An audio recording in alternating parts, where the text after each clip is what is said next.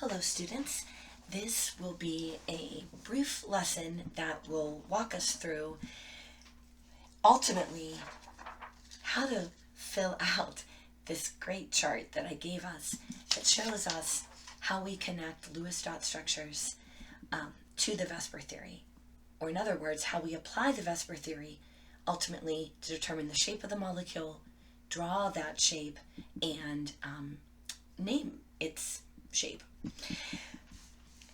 Just take a look.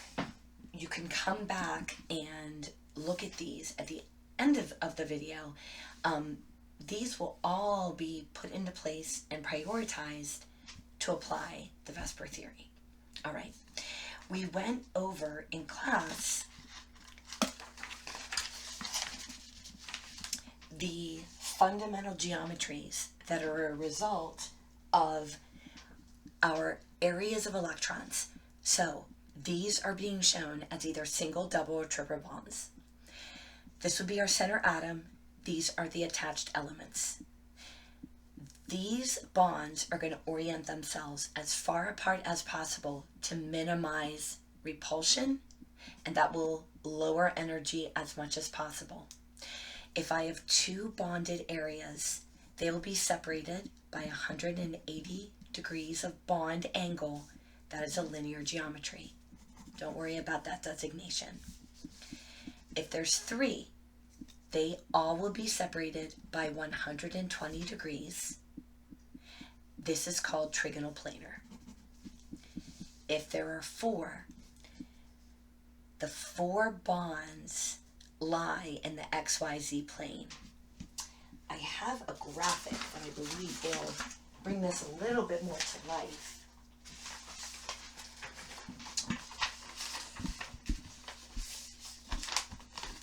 Let's see here. If you would just look at that. Ignore all these other shapes. Can we see this? It looks like a tripod. So we would have one bond sticking up, one bond as like one of the legs of a tripod. These two, this is coming out of the paper and going away. So the way that we would draw that is with a triangle that's shaded in. That's the one coming out of the paper, and then the diagonal, this barred, would be the one that's going in, back into the paper. All of these have bond angles of 109.5 degrees. The geometry is tetrahedral. If there would be five, in essence, we have the trigonal planar that lies flat. So these three are in the same plane. If bonds are in the same plane as the center atom or are flat to the paper, we draw it as a solid line. So if it's not flat with the paper, then we show if it's coming toward you this way, if it's going back this way. All of these are 90 degrees of separation. I'm sorry, the top is 90 degrees to the plane. Everything in the plane is 120 degrees. Trigonal bipyramidal. And then octahedral, everything is 90 degrees. Separation, one up, one down. These two be coming out, and these are going away. I have many visuals that are much better, computer graphics, that are below these tutorials that will bring to life these shapes for you. Okay, so if we would go to the chart, for example, and look at this formula, SiBr4, which has the Lewis dot of 4 single bonds with our bromines. How do we take the next steps?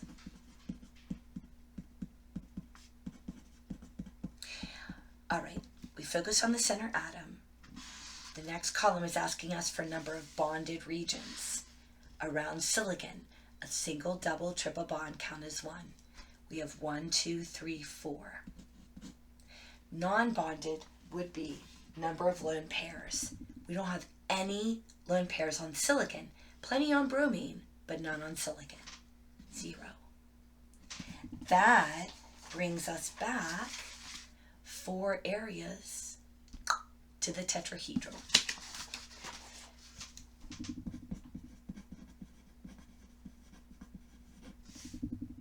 So, how do we redraw it like those fundamental geometries show? Silicon is our center. We draw up, out, shade it in, goes away, and we would attach these elements.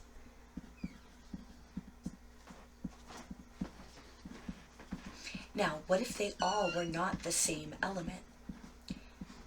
You are given the freedom to attach it wherever you would choose. So if one of these was a chlorine, it wouldn't matter where you would attach it.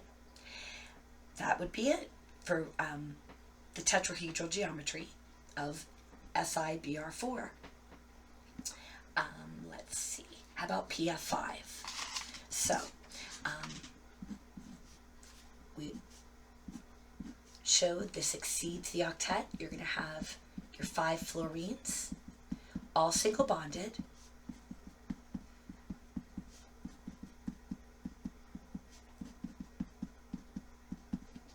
Your number of bonded regions, number of lone. So 5, that is trigonal bipyramidal.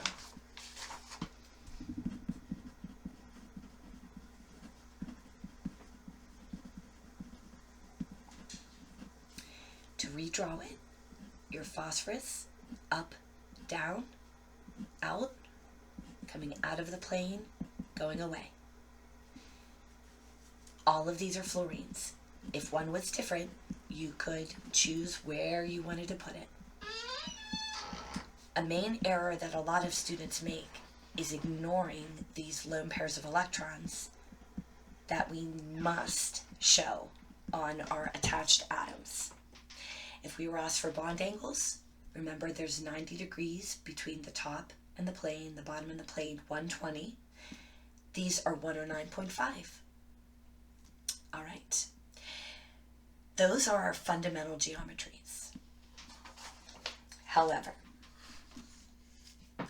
whenever there are lone pairs of electrons, like in ammonia here, CH4, methane, this shows pure, true tetrahedral geometry.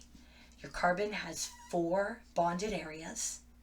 They will occur as the tripod with 109.5 degrees.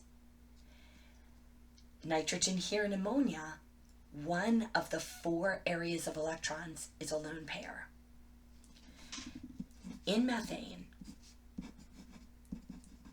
what you see, because these are bonded to other elements, is a molecule that looks like that, and the bond angles are 109.5 degrees. But here, you don't see electrons. So for ammonia, where those electrons are, you don't see it. And areas of electrons cause more repulsion. I'm actually going to show those as if they're an electron area. They cause more repulsion than shared pairs. So that's going to bring these closer together. We don't have to know exactly the value. We just know it's going to be less than 109.5. So this, and I'm just kind of drawing the electron clouds.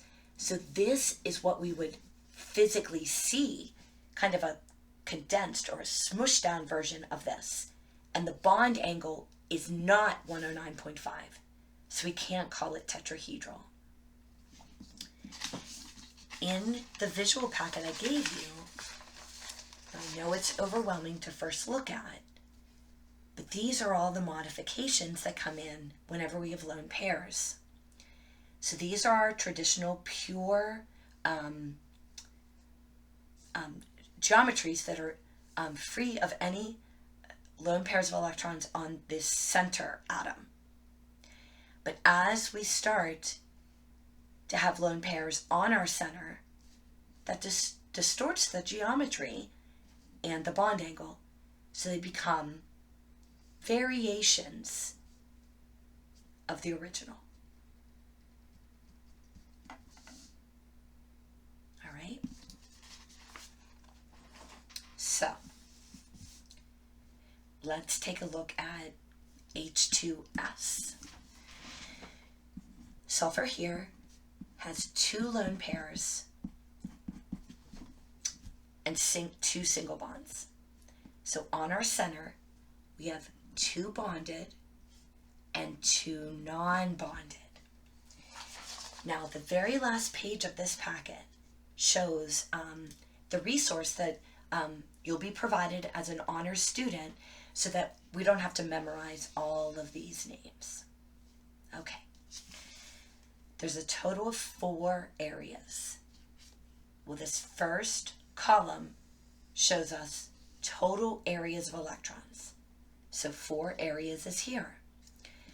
But we have 2 bonded and 2 lone or non-bonded.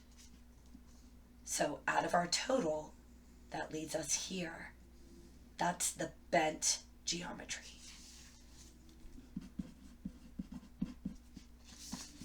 So how do we draw it? Well, for all of these here, even though we might not call it tetrahedral, we're going to draw it like it is. The tripod. Same for these variations. Even though the name might be T-shaped, we're going to draw it like we learned because it'll be close enough. Same thing here. We'll draw it like a student said, like a windmill. Linear, and then our octahedral. Okay.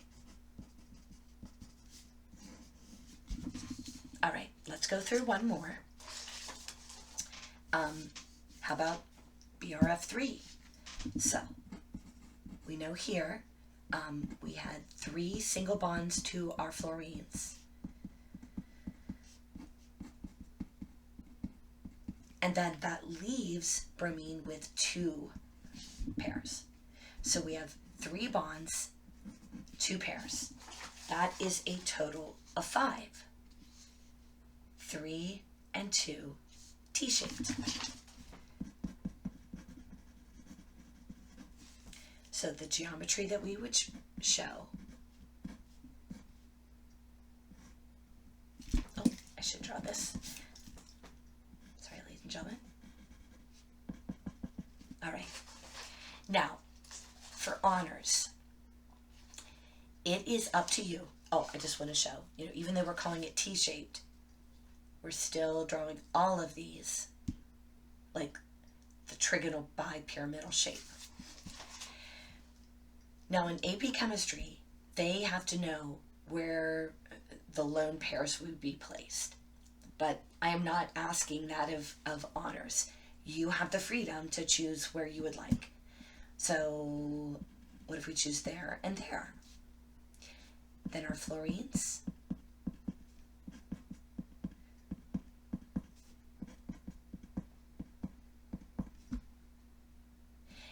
And that would be the orientation that we would choose. So good luck. Take a look at some of the other resources that I have on this site, and any questions we'll talk about in class.